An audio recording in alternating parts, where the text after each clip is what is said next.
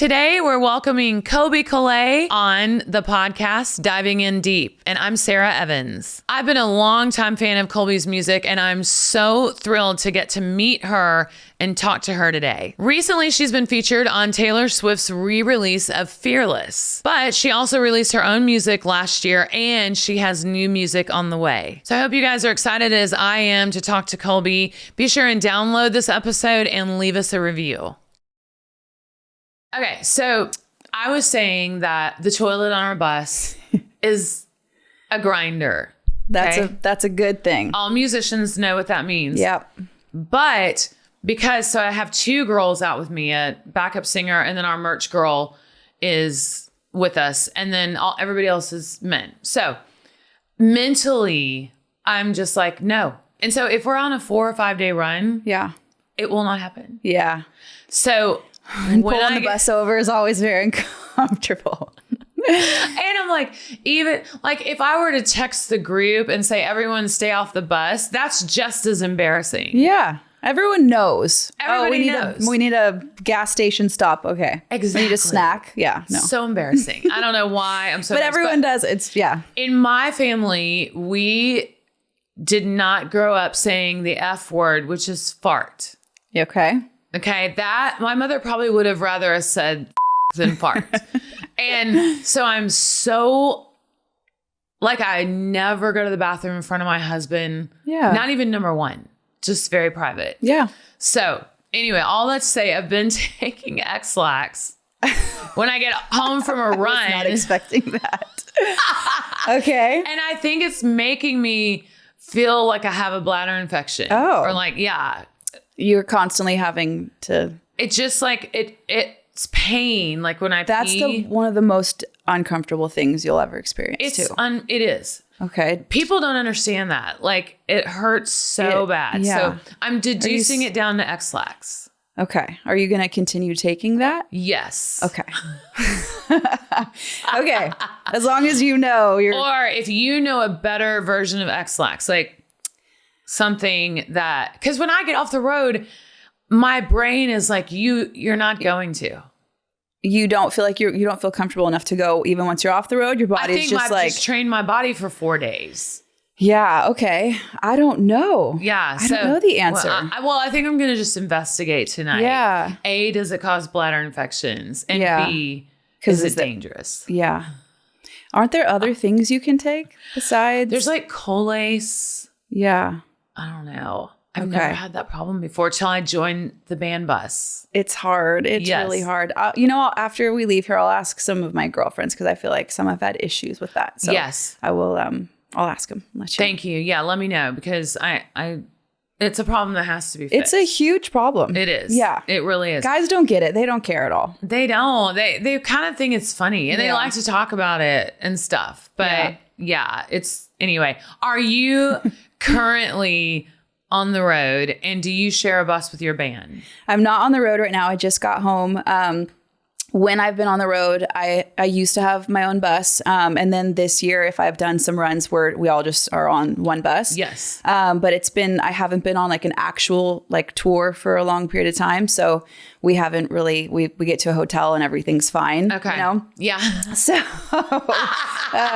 but yeah, it's so hard. I've done that for so long where you're sharing with everyone and it's just, you don't have your own space. Your body is like tense and nervous and then you feel awful because and it's just like, and we don't really get rooms. Like I understand what you're saying. Cause if you guys are out for a couple days, whatever, but we just kind of stay on the bus and I don't really leave the bus at all. When I tour like that, I literally don't leave the bus. I don't either. I'm such a lazy ass because I'm so exhausted. So how long are your shows? They're 90 minutes. Yeah. Yeah. Same. So I feel like I need to rest the whole next day to get up again. You know, the shows are pretty high energy. I've got a lot of tempo hits. Yeah, you do. So it's like, I feel really tired after the shows. And then we added My Sharona to the set list, which is right in the middle of the show. So that makes me exhausted. But yeah, I just watch TV all day. Then I start hair and makeup, go to stage, do the show, back to the bus, go do the meet and greet after the show, leave. Yeah.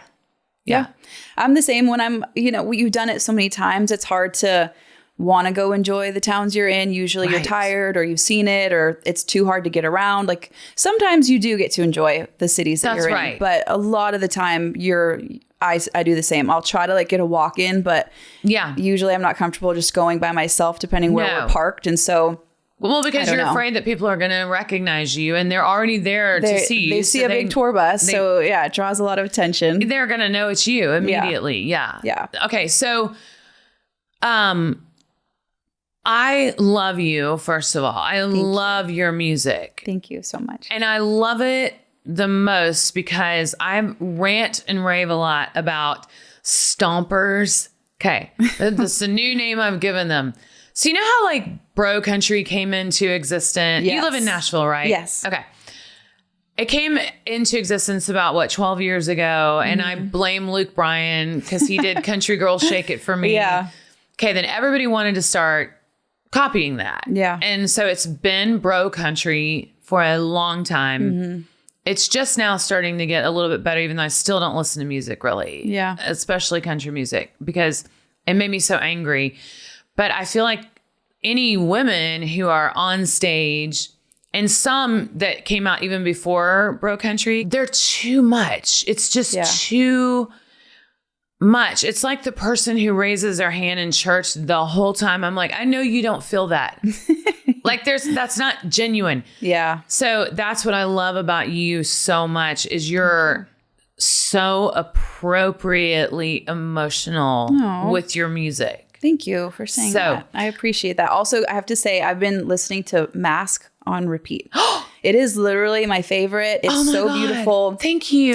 Your voice, the production, lyrically, it's completely relatable. And that chorus just gets like, I had to say that because it's been on repeat. Thank you so much. I love it. That's one of those bluegrassy kind of, I started out singing bluegrass. Yeah. So it's real like in that stone cold country, Patti Loveless. And you have some like harmonica on some other songs too, I think. Yes.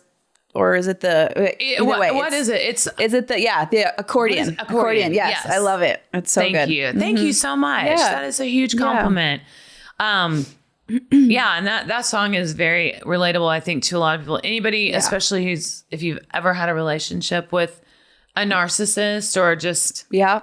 I feel like my last one was everything you say. And I'm like, I feel the exact same way. And it's true. And you want to like, let me fix you. Let me help you. And that's something that we have to realize you can't do that with people. But you try really hard and you kind of get nowhere. Yeah, that's exactly right. Because it's kind of like addiction. Like until they want to change. Exactly. You're not going to be able to do anything it's confusing because you're saying, well, I want to love you. Yeah. Like I'm loving you unconditionally. Right. And you're not letting me. Yeah.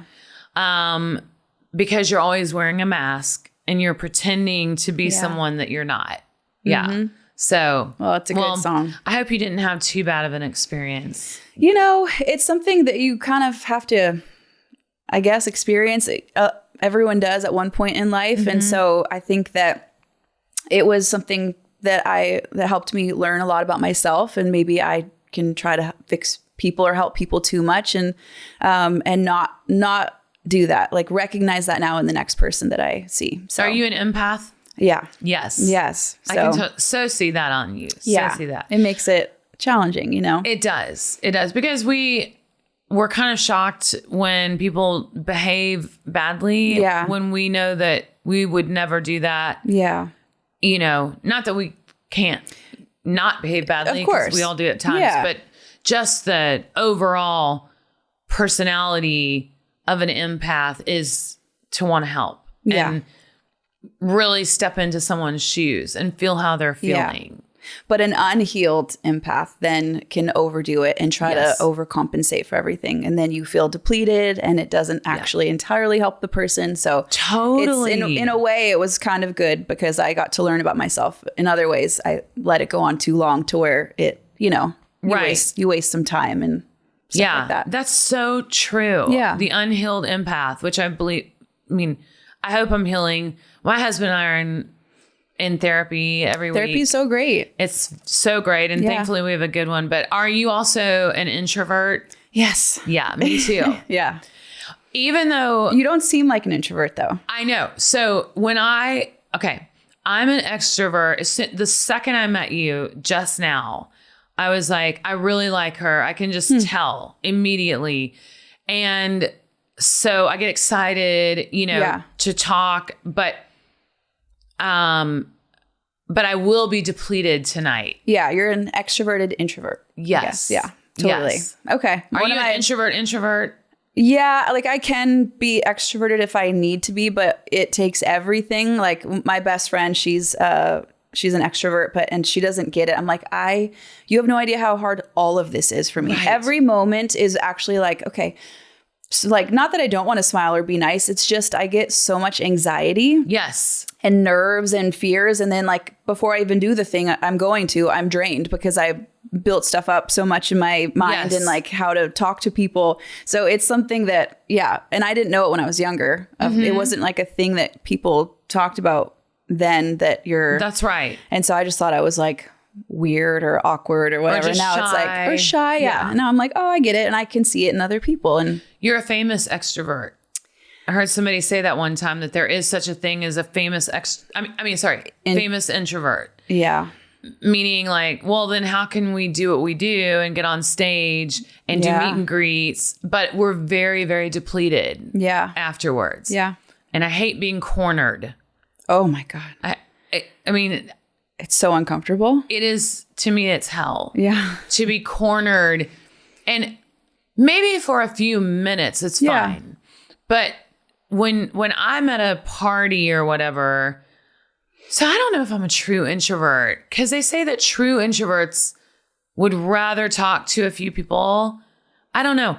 I don't want to miss what everyone's saying. Yeah. Are you okay with small talk with people? Because that's what introverts hate at a party. It's like, oh my God, I'm just I hate it. Yeah. I hate small talk. That's what I mean. I hate being cornered and having to make small talk. Yeah. You want the deep like conversation where you can. Yeah. Exactly. Yeah.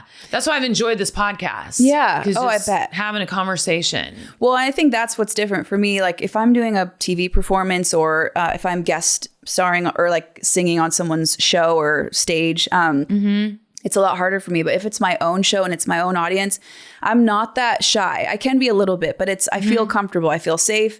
This experience, I feel comfortable and safe. So then I'm like, sure, let's talk about anything. Right. But if it's something different, then I get terrified and shut down and I'm like, want out of there. So is that why you've been rather private? Because I feel like I don't know a lot about you except just loving your music, but I don't know a lot about your personal life. And do you know that I feel like this is right, your dad produced you? He produced some of my stuff. Some of your stuff. Yeah, he produced Fleetwood Mac's like Rumors and Tusk. He was a co-producer on those records. Wait, what? Yeah, pretty cool. So what's your dad's name? Ken Caillat. Ken Caillat. Yeah. I've not been pronouncing your name right. A lot of people don't. Okay. Apparently in France, I say it wrong even. Like it's supposed to be like Caillat or something, but I say Caillat. Yeah. So, like I think everybody in the world says Colbie Caillat. Yeah. Kelly. I don't know. I get all the funny things. I have a friend named Kelly. Oh, really? Yeah, her first name is Kelly and her last name is Kelly by marriage. But, okay, so your dad is a badass, clearly. Probably has a ton of memories. Yeah. I mean, amazing memories is what I meant to say. Yeah. That's so cool. But was it hard working with your dad? Because I've always worked with family. I want to hear. Well, yeah, because yours has been. I'm curious about yours too. Mine was my parents, since they were in the music industry, they knew I wanted to be a singer, and so they gave me the recommendation to learn how to play the guitars that were in the house and the piano. And their friend was a vocal coach, and the first like producer I worked with was my dad's friend who he was working with. And so they helped give me all the tools. They told me I should write songs and not just be a singer. And so in that way, it was great getting to be in the studio with my dad. He loves it so much. It's his biggest passion. So it was never like other producers per se, where they can like clock in, clock out. Not all of them are like that, but he was just like, it was the best thing in the world. So, and then of course, as the father-daughter dynamic, kids can be brats. And I'm sure I was just like, ugh, whatever, like his ideas are not the greatest or, you know, stuff like that where you can be, I felt bad after like. And how old were you when y'all made the first record together? I was 20. Okay. Yeah. Yeah. Oh God, we have so much to talk about. Yeah. I can't wait to hear your family dynamic. Well, growing up singing with my siblings, our parents put my 2 older brothers on guitar lessons. They would come home. I would start learning the songs, singing along, and they were like, oh, the kids have musical talent. Yeah. My dad had a beautiful voice, so they put us on stage. They put a band around us, and I'm so grateful to my mother for doing that because she could have been lazy about it and just been like, we're too busy. Yeah. You know, the kids are really talented, but I can't do anything. She did. By the time I was 6 years old, I was singing in bars, doing the 9 p.m. to 1 a.m. gig. What? Yeah. Wow. With I have the whole pictures family. The whole with family. my 2 brothers and other musicians because it's 4 more years till my next sister's born after me. Wow. So it's mostly me and my brothers for a long time. And then my brother Matt and I moved to Nashville together, and he played bass for me and was my band leader. So cool. And professionally, because when I got my deal with RCA, and then his wife KK did my hair and makeup and wardrobe. So we were all on the road together. My kids were all with me on the road everywhere I went because I'm a psycho, and I never wanted to leave them. Yeah, and that's great.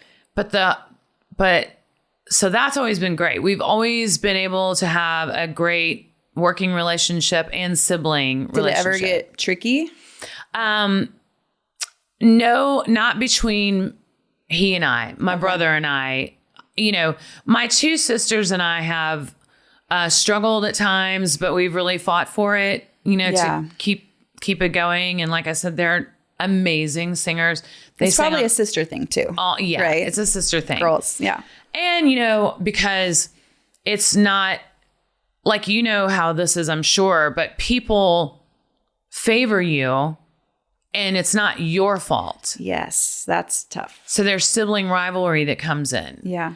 When all mom talks about is, did you see Sara? Have you did Sara? Yeah. Sara did this. The other siblings are probably like, oh my God, stop talking to her.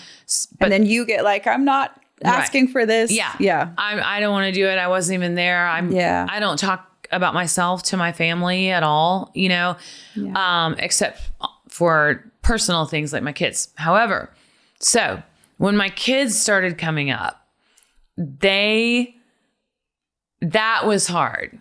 Yeah. And you can relate to this probably more working with your dad. So my son, Avery, is 25. He is, he's just very gifted, and guitar is his main instrument. He's a gifted writer. You know, he's just got it. My daughter, Olivia, is so, you know, the song Sorry Now on the record. I don't know if you've listened to the whole thing, but it's the same album as Mask. Yep. And there's that huge high note at the end. That's Olivia. She's incredible. Wow. So, that's so cool. Working with them and trying to help them and steer them and stuff has been a little bit difficult because they had such a fear of nepotism falling on them. Yeah. They did not want people to think they're getting this chance. But I made them come out and tour with me because I was like, you need road experience. You need stage experience. You didn't get to have that when you were little. They were on the road with me, but they were not on stage. Yeah. So that was really, really hard to overcome. But now they've realized that it doesn't matter if your mom's famous. You still have to be great, and you got to work your ass off. Yeah.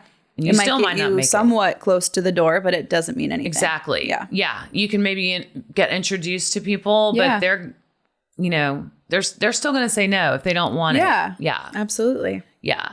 So did you guys, where are you originally from? California. That's what I thought. Yeah. Outside of LA. Okay. So y'all started in LA and made, how did your dad originally get into producing?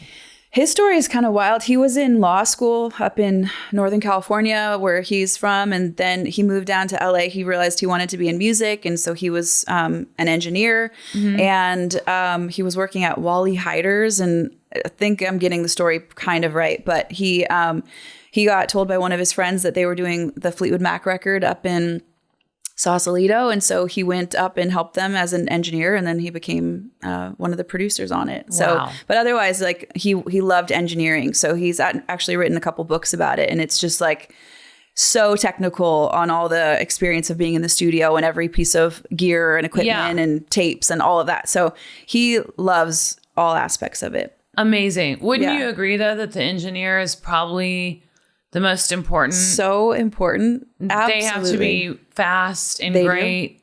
They do. And like a good energy, because they're always there helping with everything. Absolutely. Yeah. No attitude. I mean, you know, like also the person who mixes it, if the engineer doesn't mix, whoever mixes, like, because the mixing process is always the worst part for me. I start to get furious and frustrated. Really? If it doesn't sound, because I'm like, why can't I hear the guitar? Why'd we even put the guitar solo on there if you're not going to bring it up? Demoitis. I mean, yeah. It's just like, Yeah. But the engineer is so vital. They are. And you want them to be fast because you're standing in there and you've got something in your mind that you want to try. Yeah. And they've got to be able to punch it, and they've got to be able to, Absolutely. So important. And imagine back then, like when they were doing it, like splicing with tape and all that, like I can't even imagine that kind of. Or having to get it on, everybody get it together on the tape. Yeah. Like, this is our best take. No punching, no. Exactly. Yeah. And so you did that when you were 20, like making that, but I mean, did you start singing as a little girl? And is your sister also musical? No, she's not musical. I started singing when I was 11. Like really, like that's when I started taking vocal lessons and really loving it. But I guess forever, I always just was singing around the house, and we did some musicals, like, whatever, like Christmas musicals at like Pepperdine in Malibu and stuff like that as kids. I did some school talent shows when I was in 6th grade and 9th grade. And besides that, like I didn't do choir or anything. And I was really, my mom can sing a little bit and my grandpa can sing, but not like that. So like not like professionally. So yeah. And so your sister, what does she do? And are you guys close? We're very close. Yeah. She's 5 years older than me. She is a mom, her and her husband and son, my nephew, they live in California near my parents. And she was a Pilates instructor and sommelier. And right now she's kind of doing, she's a mom. Yeah. But she does a little bit of all of that still. Yeah. So, yeah. That's always every time I think about living around Malibu and like just being in that area, I'm like, oh my God, it just seems like it would be like a perfect life. It's pretty, their life is great living out there. It's really nice. Yeah. And it's so great that she's able to raise my nephew so well and be there and take him to all the nice places and nature places in California. So they have a good lifestyle. How long have you been in Nashville, and why did you decide to come here?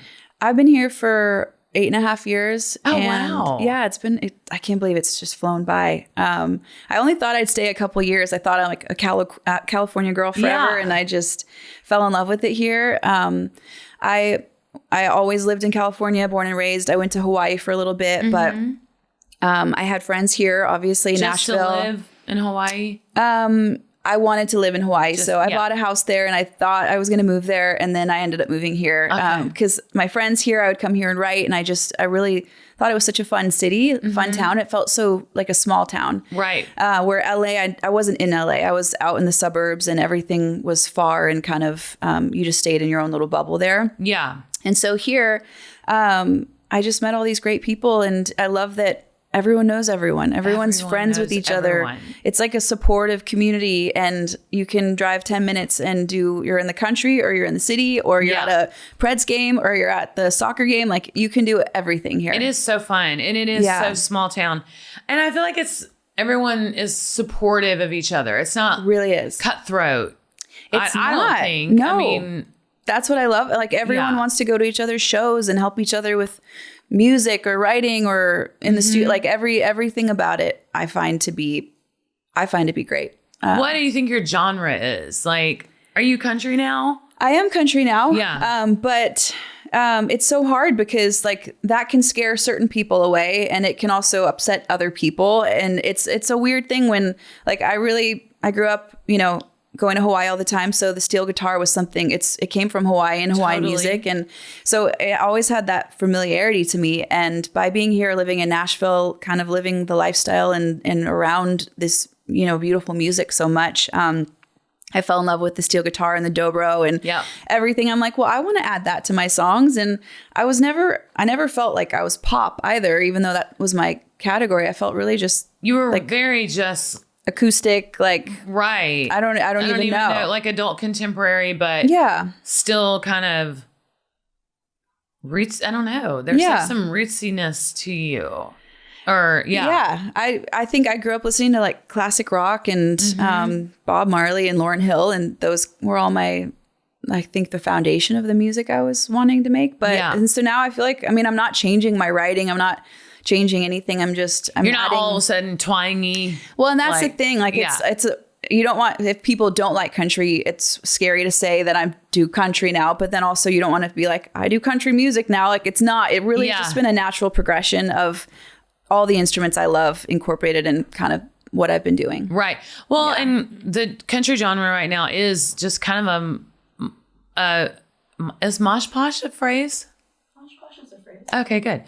Yeah, it's like a mosh posh of a lot of different sounds and styles, and Post Malone's country now, so I think everyone listens to all genres of music, and so I really don't think it should be something that is scary anymore like it used to be if you're like going between genres or switching. I just think if it's authentic to what you are and what you're doing and the fans or listeners enjoy it, then I think that's great. I agree. And I think people can see that if it's authentic. Like, I do remember a time when Nashville was a little bit, I don't know, annoyed when pop people would come in, just because like you can have a hit record in pop world and become famous and super rich from a hit or two hits, where with country it's a lot slower build. It is. It's there's not, you don't make as much money because your audience is, or it used to be a lot more narrow, but it has changed a ton. Which I love that. I don't think that there really even should be genres. It's just me. Unless it's like hardcore jazz or fusion jazz or something, then that's not going to work. You gotta know what it is. But I feel like when I was in LA and I was coming out here, and a lot of country artists were having me do collabs with them. And that was okay. And then I think when I moved out here, it started becoming like a little territorial that I was getting into the country world. It felt a little bit. Right. And now I feel like it's evolving. I feel like it's gotten better. Yes. Yeah. I think, everybody is kind of moving here, even like a lot of actors, and, I think a lot of people were just leaving LA in general just for the lifestyle, cheaper cost of living. It's like, I've met so many people from California just in the last couple of years. They're like, I'm out. I can't afford it, but now I don't want Nashville to get like that. I know. What's kind of becoming. It kind of is. But at least I feel like the people from LA that have moved here so far that I've seen, they're not changing it. They're not making it be. Because I think people in LA, like California, people are great, but LA people come there to be someone I think that they're not necessarily. Right. And it makes it have this bad rep, Yes. But I think if people come here and they're immersed in this culture and this the community where everyone is friends and everyone like is supportive of each other, I don't think it's going to change and be like LA. I don't feel like it's gonna totally have that. agree. It's too, it's just too Southern and like, Tennessee's so beautiful. Don't you think it's so beautiful here? I love it. I love the tropical rainstorms. I love the lush greenery. It reminds me of Hawaii. I don't like the winter, but I'll take everything else. I know. And I feel like the last couple of summers have been pretty mild, but typically, there are days where you're just like, oh, it's so hot. So hot. I feel like this summer and the cicadas. Were you here for the cicadas? Yes. That was really tough. That was really tough. It was. And it went along with like, my whole, like, I don't know. I just felt like, oh my God, the world's ending. Like, here are the cicadas. Yeah. Lots of other signs. Yes. Like, it did. Kind of freaked me out. There was an energy that everyone had. It like everyone was kind of traumatized by it. Like, well, they would dive bomb you. They would come from anywhere and they're harmless, but like it's scary and they're loud. Yes. And there was just, everyone had this like irritated underlying feel in their skin. Well, because it's kind of biblical. Mm-hmm. Like, when... Yeah. What was it? All of them, the frogs. It was like the king of Egypt, and when Moses, was being appointed by God, and it was like frogs. Frogs is the only thing I can think of. I don't know it. I'm sorry. No, it's okay. There was just all these different things that God brought, to so it sort felt of like punish the king. Mm-hmm. Yeah, so it's kind of felt like that. But so we just bought a farm in Columbia. Oh. But it's about 10 minutes north of Columbia, it's only like 30 minutes. We got horses. Oh, amazing. Because, I grew up on a horse. I grew up on a farm, and I've just never had the time to do it. So finally we did it. You're making the time. We're making the time. We're so obsessed. We just bought another one. So we'll have 4 horses. The kids, especially my girls, are obsessed. Oh, of course. So we're trying to figure out, do we want to build on the farm or do we want to stay in Oak Hill?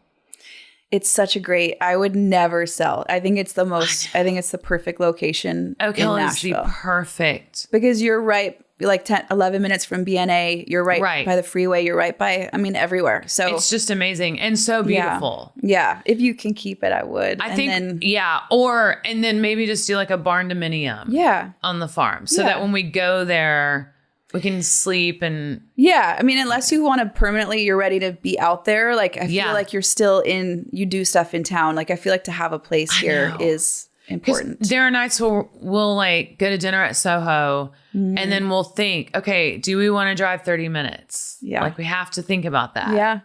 I lived out in Brentwood before this house, and it was only 20, 25 minutes, but it was hard, like going to the airport every 2 days and I never wanted to go downtown, go to events. And now I'm literally like 10 minutes from everything. And I say yes to mostly all of it. So do you hang out at Soho? I used to. I haven't been for a while. I feel like it got a little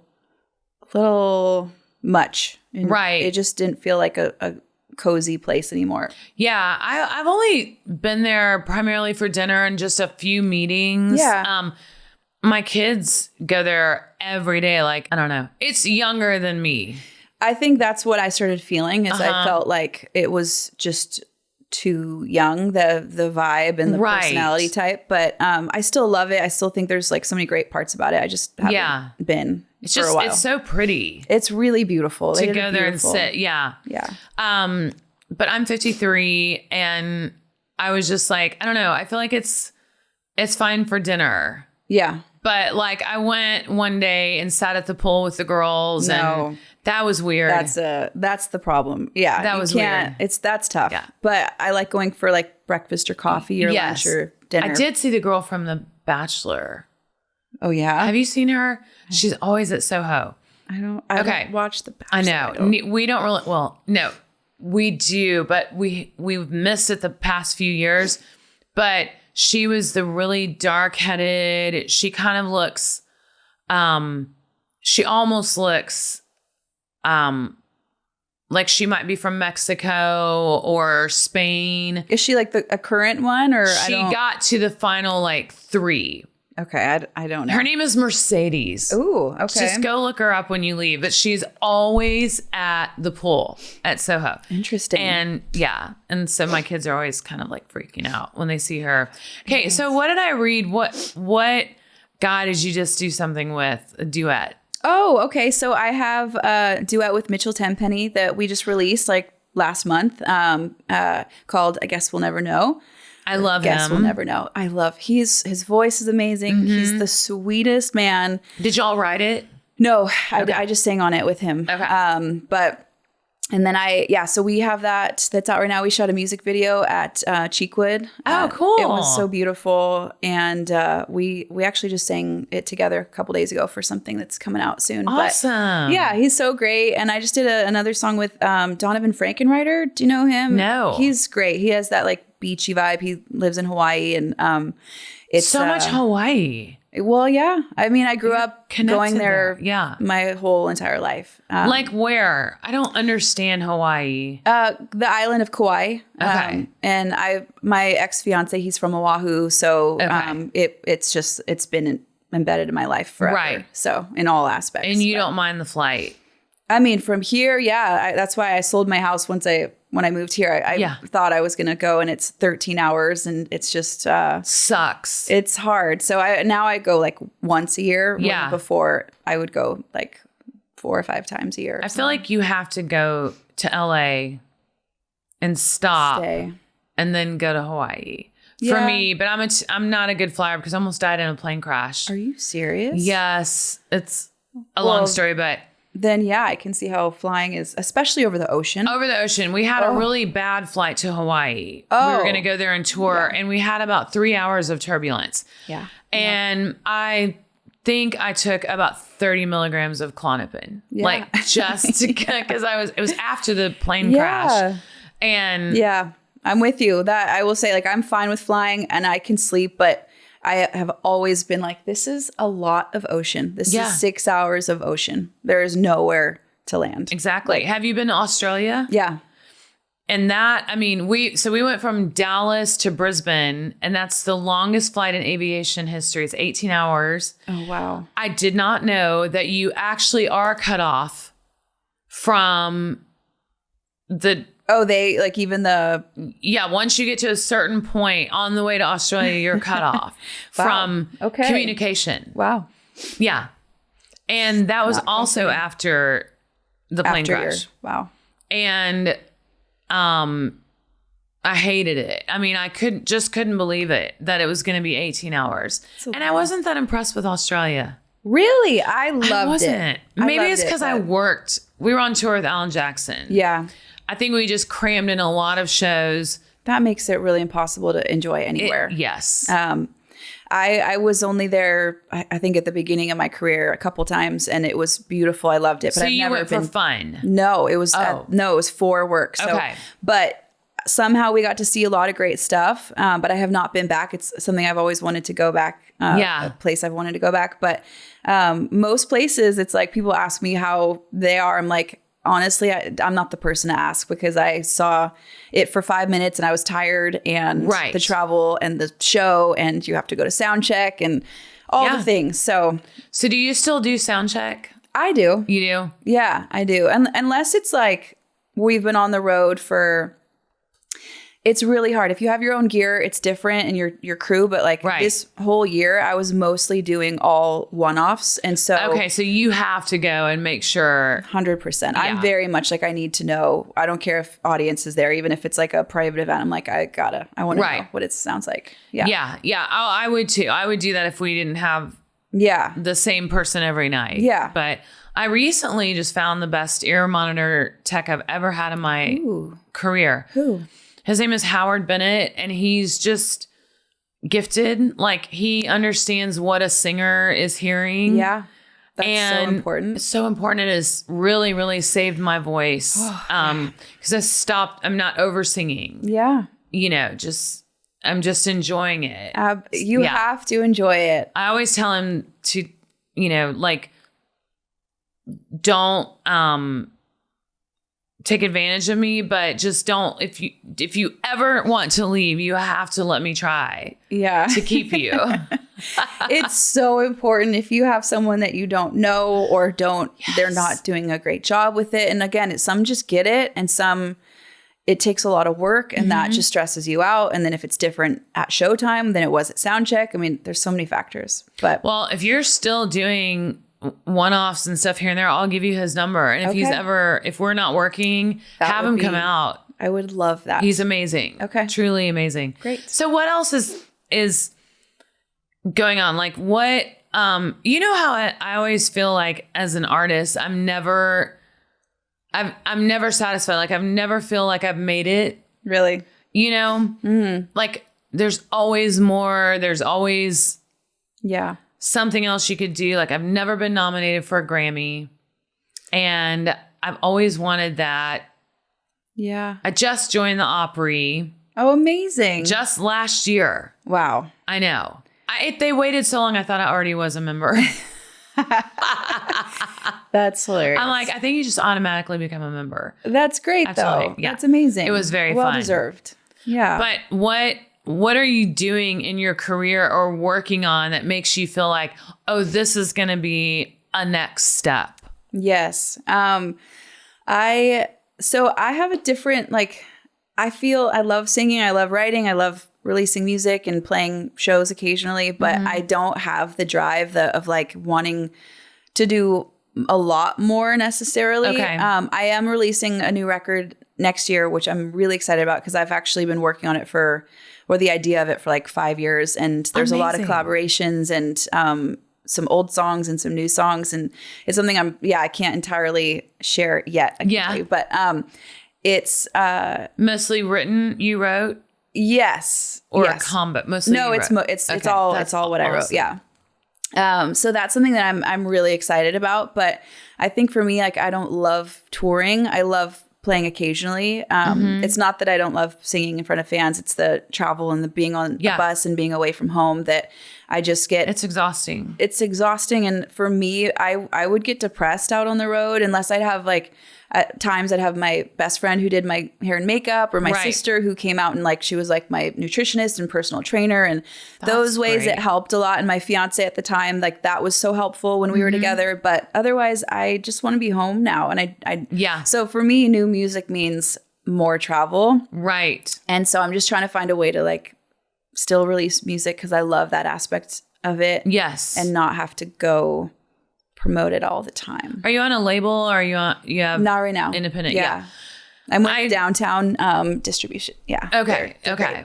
Well, I agree with you 100%. I was, if my band watches this and my crew, I hope they don't take offense at this because as you know, it's nothing against them at all whatsoever. No, I love them. Would be on the road to be with them all more, you know? Right. Exactly. Yeah. But I have been extremely lonely / depressed on the road this year. No. We did somewhere between 70 and 80 dates. That's a lot. And it started to, and like, you know, so I lost my own bus, which gave me a sense of like, this isn't so bad.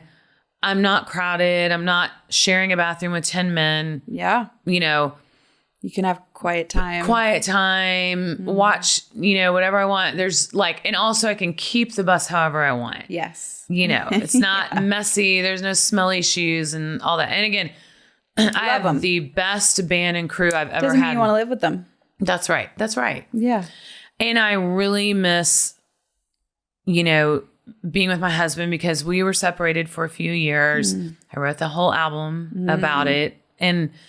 But you know, we really, really fought for our marriage and now I'm happier than I've ever been. Yeah, that's so good. It's a miraculous change and healing that's happened.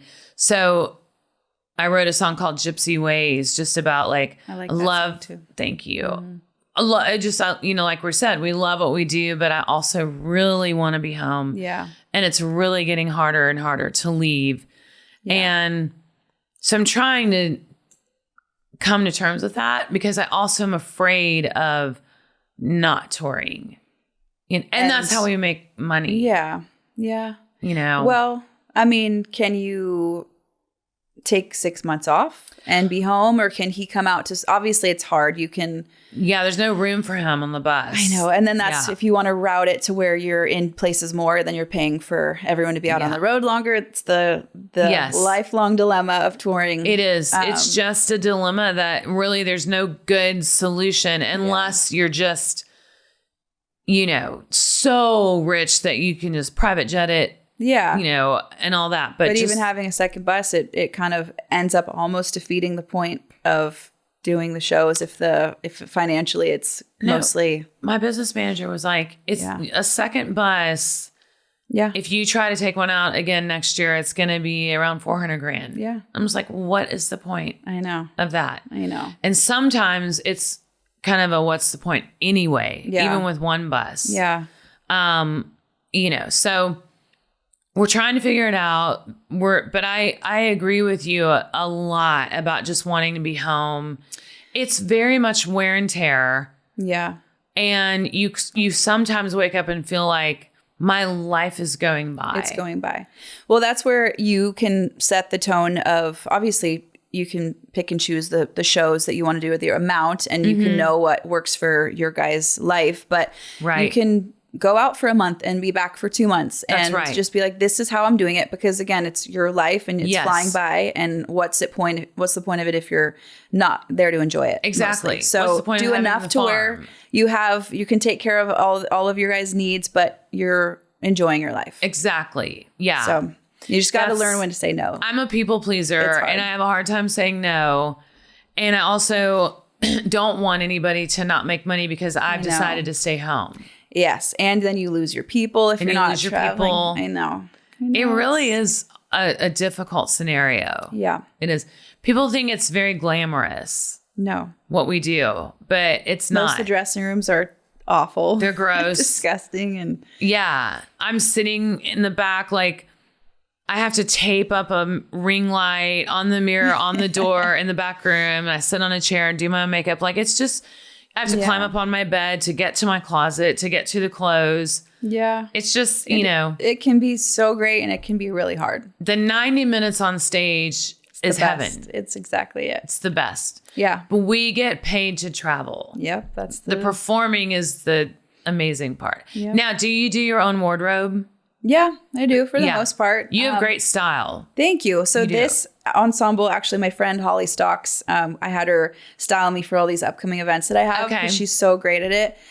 Most of the time I style myself, or I have some pieces still from when I had a stylist in the past, Krista. And so I'll combine all of it, but I know what I like. And so, but sometimes I need help for sure. Right. Me too. I was like, oh, she put the whole thing together. I love the bolo.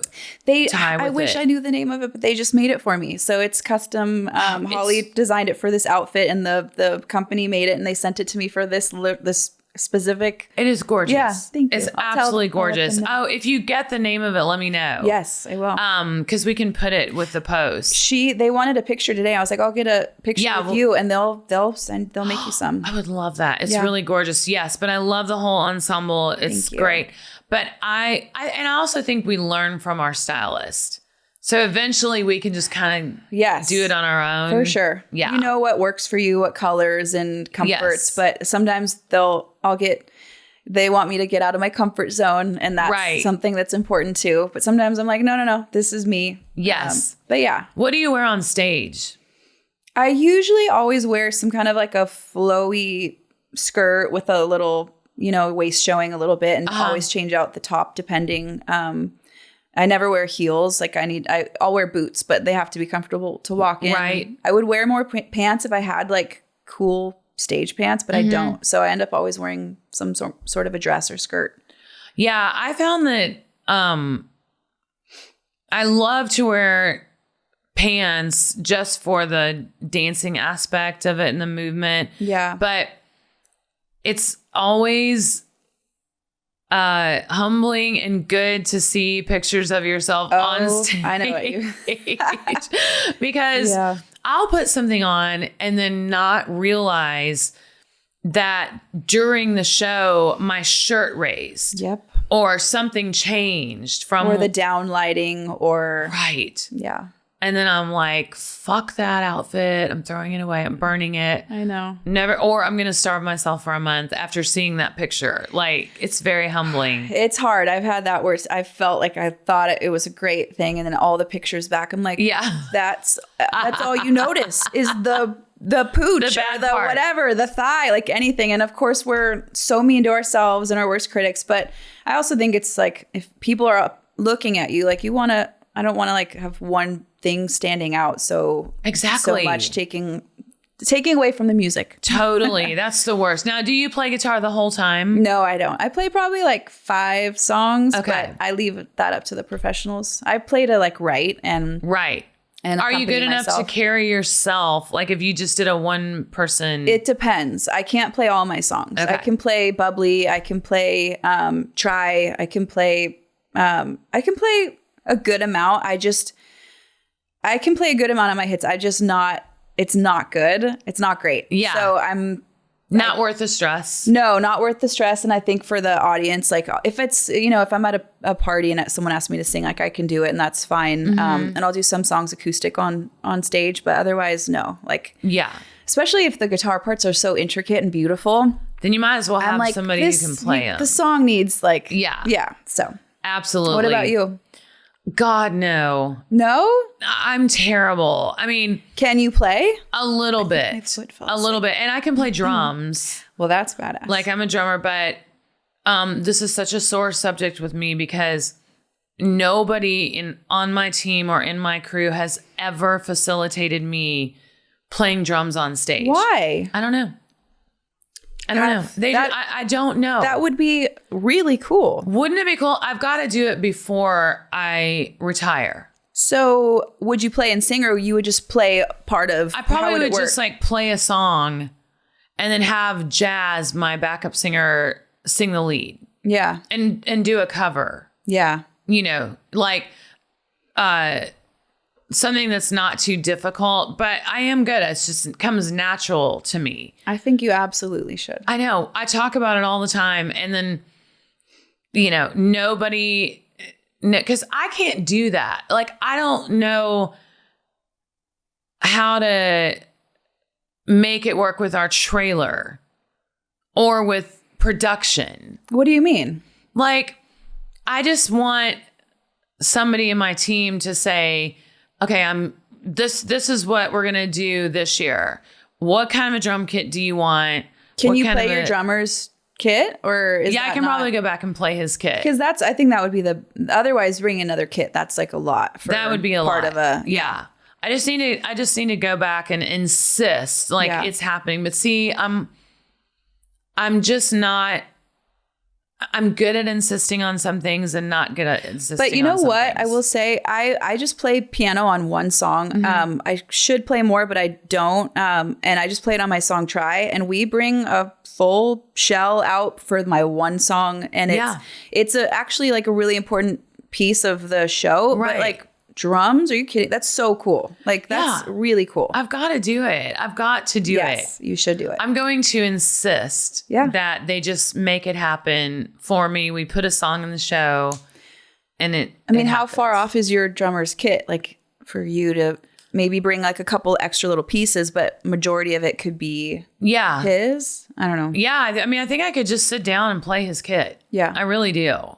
So then do it. Okay. You've inspired me. You should. I can't wait to see it. Yeah. I'm not good at pushing for those things for myself. I'm the same. Yeah. Yeah. I do that too. I'm like, I don't know. I don't want to be a diva. I don't want to be. You want them to be like, you should do it. And because otherwise, it can feel a little like, I don't know. But that's literally something that you know how to do. And right. And I feel confident enough about it. Yeah. Your fans would think it's rad. They would love it. They would love it. So back to my question with what are you working on, or your next thing that would feel like, oh yeah, I've always had some sort of level, like I need to reach this level. I need to do this. I'm kind of getting to the point where what you described a minute ago. Yeah. Where I'm just like, Yeah. I'm there. I mean, I guess playing drums on stage, that's the next might level. make it exciting. But I really don't think it's ever going to be where I have new music on mainstream radio again. That's gone. It's tough. Yeah. That was a really hard thing to accept because people are like, oh, are you still making records? Are you still doing music? Yeah, that's the question. Still is the worst word. I always tell people to take still out of their fucking vocabulary. Like, do not say you still sound great. It's hard because you still look great. You're not on mainstream things and people aren't following you on social media, then of course, like I feel like that with people. I'm like, what are they up to? And I don't know. Yeah. But then when you ask the question that way, it's hurt. You're like, oh. Yeah. Because like, you think of course I've been doing nothing. Yeah. And you want them to, which I'm really, really grateful. And I think you've gone up in my book so much by just telling me that you listened to Unbroke, because it means so much that you did and that you know some of the songs, and because you want to feel like, well, no, I'm a better singer now than I was 20 years ago. Yeah. I'm a better writer. I'm a better producer. Yeah, it only gets better. Yeah. So stronger. That really means a lot. But yeah, I just kind of feel like you, like I'm kind of just like, whatever, and I don't really know how to halfway do it. Yeah. I don't know. I just feel like it's a hard industry because it is about yourself. Mm-hmm. And I don't know. Like it can be fun as well, like having the creative side of the, you know, the photo shoots and videos and all of that. But sometimes I feel like it can be all consuming, and I don't want to always just talk about myself or cheer I don't know. I just feel so constantly push yourself. Yeah. It's so uncomfortable for me. That's always been a hard part in my career. But now I'm just like, singing makes me happy, but I want to like start a company or a restaurant or a clothing, something like that, which is so, of course, everyone wants to do, but it just feels like a different way of being creative. I get it. Totally. That's where I feel like I am too. Like, and well, probably doing this podcast is one of those things that I was like, this can still give me an outlet and possibly someday make money off of it. Yeah. And enjoy meeting everybody. Getting to know people. Yeah. I am really enjoying that. And I think my fans are loving these conversations. Yeah. You're great at it. I think it's such a incredible thing when someone can honestly like make a conversation comfortable and know what to ask and make the person across from you feel like they want to share. Because I think people just want to listen to you talk about anything. Like, I think the most boring things for people to listen to are, so what can we expect from your show? What have you got going on? Yeah. Like, they want to know about you. Yes. Yeah. I just want to learn about you and get a read on your personality. I think that's so fun for people to hear that. Yeah. And I think obviously long form conversation is the thing right now. Mm-hmm. People are so done with mainstream, media and stuff like that because they're just little snippets. Yeah. And people get real and honest in conversations like these. Exactly. So, yeah. Will you want to get married? Yeah. Well, I want to find my person, and I'm open to marriage, but I also don't need it. It gets complicated, you know? Mm-hmm. But I'm not like a hard no on marriage, but But you were engaged. I was. Yeah. And we're still friends and share our dogs, and we were together for almost 11 years. It was really beautiful relationship. So now I'm single and hope to meet someone great. Yeah. Yeah. Do you do custody with your dogs? Do what? Custody? Yeah, we share. Yeah, okay. We share. So like, is there a meeting drop off point? How does it work? No, that's where our relationship, nothing ended bad. We're still great. I'm sure the people that we've dated didn't enjoy, or, the knowing that we're sharing. Oh my God. Like, I mean, if I had a boyfriend who had a dog and you were the ex, I would be literally like kicking the dog behind his back. My God. I hope that's not happening. But I really would have a hard time loving the dog. I get it. And I've experienced that before as well, where you're just like, oh God, this is like, it's a weird tie. But I think, I don't know, we have good boundaries with things. And it's been 5 years since we've been broken up. So we've figured out, I'm sure it was a lot harder at the beginning. Now it's just whatever works for each of us. Like he's on the road right now for a month. So I have the dogs, but it's just whatever works. What kind of dogs are they? A pit bull and a little shaggy mutt. He looks, unfortunately, for a dog purpose, he looks like this rug. Nothing bad about the rug. Oh no, both my dogs look like that. Literally, rug. he's just when we got him, he was a different color. He was like brown, and he turned into like a white. Really? Like looks like a Bichon. I don't even know. People are like, "Is that a Bichon?" I'm like, "No, he's just a grumpy little old man." But they're. They're like 14 years old. And so it's different. Like we're sharing them, but we had them forever together. So. Right. Yeah. Yeah. Well, and I take that back because I do love dogs and I have two. I have Roman and Gypsy, and Roman is old. Yeah. He's like 15. Yeah. And Gypsy is like 12. And they're both like a poodle mix because I couldn't take the shedding. Yeah. That would really, really drive me insane because I have OCD about stuff like that. I get it. But having stepchildren, I do have 4 stepchildren, and it's not that way at all because, I don't know. I got them so young that I just instantly fell in love with them. Yeah. Because they were just like, they call me Miss Sara. That's cute. So I raised my kids in Alabama. Okay. And then we moved back up here in 2019 after everybody graduated and almost everybody graduated. There's one child that has no GED, no nothing, because I personally put very little value in school. Yeah. I'm just like, what? I was that way. I homeschooled the last 2 years of high school, and so did she. My diploma was probably questionable. So exactly. So that's the way she is. It's like, who cares? I mean, and she's doing great. She's like a little TikToker, and so she's. Yeah, it just wasn't for her. It was not for her. Yeah. What? She'll be fine.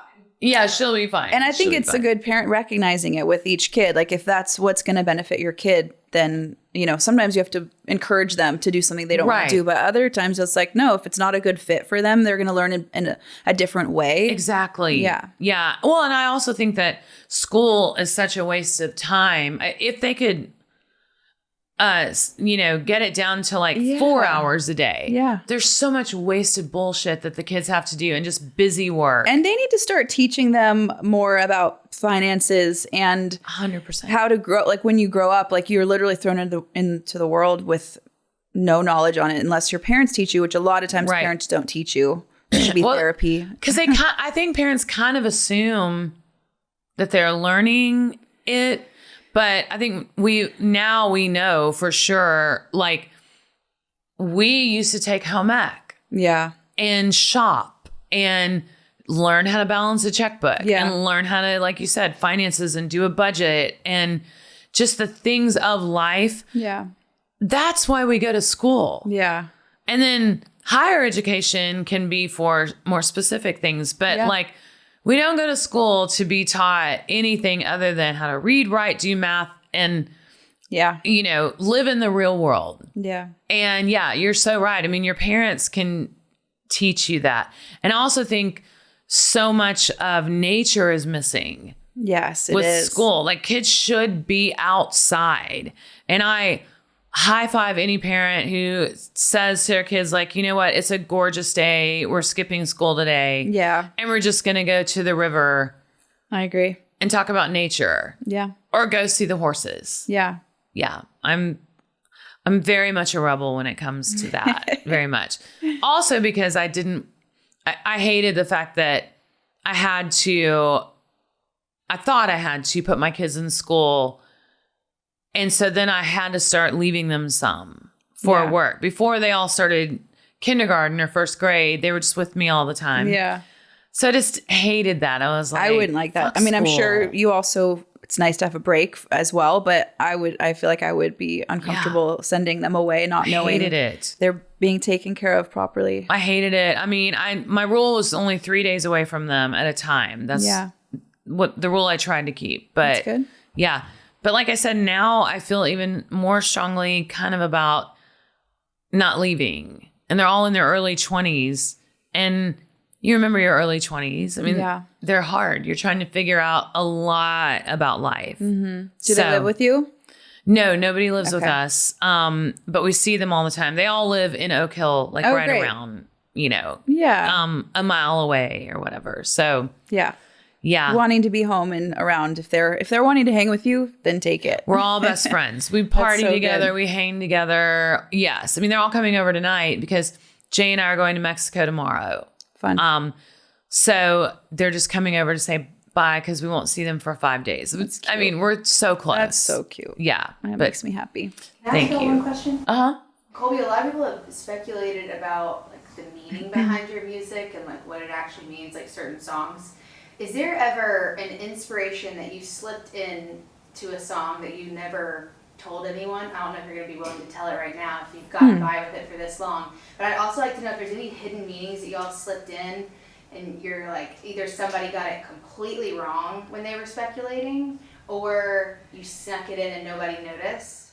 I don't know if I've done that. I think with me, songwriting is a little bit more scientific. Yeah. Like we're sitting down, we're going to write a song about a topic. Nashville, everybody co-writes. Yeah. At 10 o'clock, the 10 o'clock writing appointment.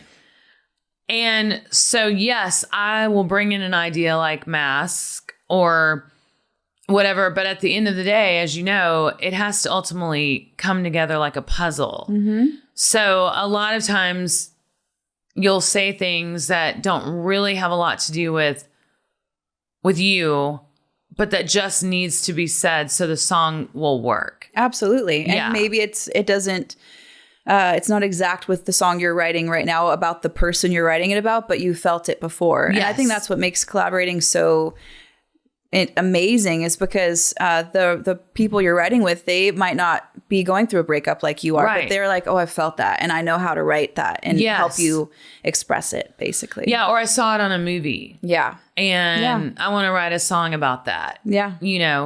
I love that, like, my songs now from the past, like they have all new meanings about new people, about how I'm feeling. And I have it's like, ew, I love that. New realizations. And even when I sing it, I'm like, oh my God, like it's helping me now. And even I feel like when I wrote my song Realize, I'm like, I don't remember who I wrote it about. Like it wasn't that big of a deal then. And now like I can think that for someone else now and it has like therapeutic meaning for myself. You know what? That is so right. That is what I've wanted to put what you just said into words.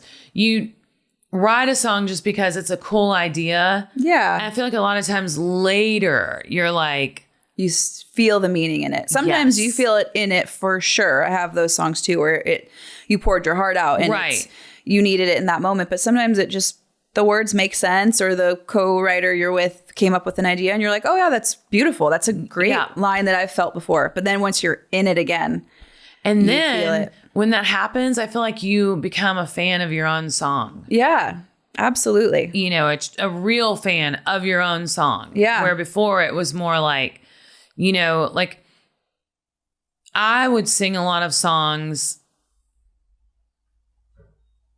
that were about what I was going through, that nobody knew I was going through it. Yeah. And a lot of people didn't realize that. Yeah. Like a little bit stronger. Yeah. People like to assume that they know what you're singing about and who you're singing about. Yeah. And that was really not the case for me. And timing's always a little off too from when you wrote it and when you released it. But when you get to have that realization with an old song of yours, it's like you get to hear it as the listeners do rather than as the writer. And that's a cool experience. Yeah, because sometimes you can actually cry. Oh, yeah. When you're singing it. Yeah. Because you're like, wow, this means... Or like when my father died in 2020. that, you know, a lot of my songs, I would just, you know, start thinking about my dad. Yeah. And we had a very, very rough relationship. He was a great guy, but he was a terrible divorced dad. So I think it just was overwhelming to him, the divorce. And so it was hard for him maybe to be with us. Yeah. Because I think he didn't know how to. He didn't know how to. It wasn't easy. And then he lived in another state than we did. And so it was really, really hard for me to get everything reconciled before he passed. Yeah. And he was young. I mean, he was only early 70s. So it's not you know, it was very unexpected. Very young. Yeah. What? I'm not sure what to sing. Do you have a My guitar? voice sucks right now. Your voice doesn't suck because you're Sara Evans. Well, we just came off of a 4-day run, but we had to do 2 shows in one day at Green Hall. Ooh. And my friend was at that show. So after the show, we partied. Oh, yeah. And so Talking this in a week, loud I'm bar. like, Yeah. yeah. But it's probably in good shape if you just did a run. If I that did a long. few warm-ups, exactly. Yeah. We're going to try this, everyone. And if you just realize what I just realized, that we'd be perfect for each other. We never find another. Just realize what I just realized. We never have to wonder if we missed out on each other now. Beautiful. This has been so awesome meeting you and talking to you. The hour has flown by. I could sit here and talk to you forever. I've really enjoyed it. But yeah, I would love to work with you at some point. Yes. I would love that. And we're neighbors. So We'll hang out. Absolutely. Yeah. Yes. Thank you so much, Colbie. Thank you.